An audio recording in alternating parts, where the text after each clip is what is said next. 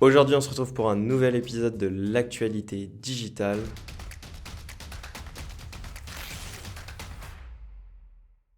On commence directement avec Pinterest qui a pour ambition de lutter contre la désinformation concernant le changement climatique. En effet, Pinterest devient la première grande plateforme numérique à lutter directement contre la désinformation avec la mise en place de nouvelles règles communautaires. Toutes les épingles qui nient le changement climatique seront donc supprimées et l'utilisateur banni. C'est un grand pas dans le monde du numérique où les fake news circulent librement sur les différentes plateformes existantes. Est-ce que d'autres géants tels que Facebook ou encore Twitter vont se conformer à ce type de règles? Pour continuer sur Pinterest et sur une actualité précédente, Pinterest lance un partenariat avec WooCommerce. Si tu as regardé les actus précédentes, tu as dû voir que Pinterest avait un partenariat avec Shopify de façon à remonter le catalogue produit directement sur Pinterest. Maintenant, c'est également possible avec WooCommerce. Tu pourras donc créer des flux entre tes produits directement sur ton site web et des épingles Pinterest. L'objectif est de permettre aux annonceurs de diffuser leurs produits directement sur la plateforme et d'augmenter leur taux de conversion ainsi que leur visibilité. On va s'intéresser à TikTok et son nouvel outil nommé Effect House. Effect House te permettra de créer toi-même tes filtres en réalité augmentée, comme tu pourrais le faire directement sur Lens Studio pour Snapchat ou encore Spark Air Studio pour Meta. Pour le moment, Effect House n'est disponible que sur macOS, mais devrait rapidement devenir disponible sur d'autres devices. Toujours en lien avec le géant chinois, TikTok devrait tripler ses revenus publicitaires en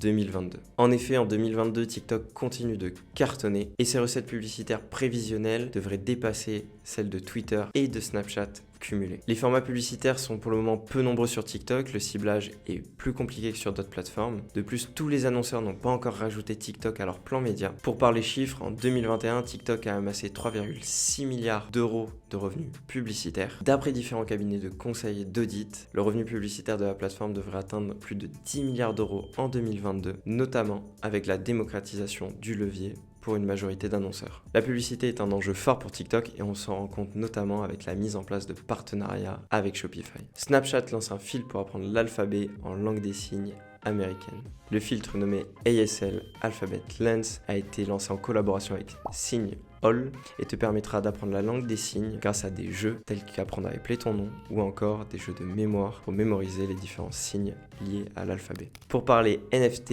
et réalité, un vrai restaurant Bored Ape ouvre ses portes. On en a déjà parlé dans une actu précédente, Bored Ape est un projet NFT. Tu pourras avoir un exemple de tête de singe par ici. Bored and Hungry est le premier restaurant Bored Ape qui ouvre ses portes en Californie. Le concept est simple, tu peux payer en ApeCoin ou en Ethereum. De plus, si tu possèdes un Bored Ape en NFT, tu débloques des avantages dans le restaurant. Le créateur Andy Nguyen a voulu montrer le potentiel marketing des NFT et son impact sur un commerce physique. Hélas, ce n'est pas définitif, le restaurant est ouvert sous forme de pop-up, donc tu as 90 jours pour t'y rendre si tu souhaites découvrir le concept. L'Apple Museum of Poland devrait ouvrir ses portes à Varsovie ce mois-ci. Tu pourras y retrouver plus de 1600 pièces Apple. La collection s'étend d'ordinateurs au téléphone jusqu'au périphérique, ainsi que des contenus Apple uniques, des prototypes, des gadgets ou encore des accessoires. Si tu es intéressé par l'histoire d'Apple, je t'invite à te rendre sur le site web du musée. La première exposition du musée montrera notamment l'Apple One, ainsi que les premières versions de tous les produits Apple. J'espère que ce format t'a plu. En tout cas, si tu as des questions, n'hésite pas à les rajouter en commentaire.